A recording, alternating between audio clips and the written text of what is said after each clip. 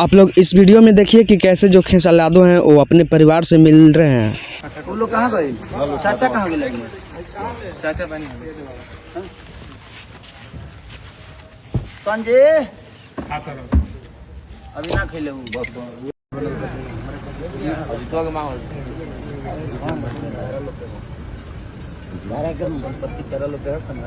सब मनसा देवी के दिया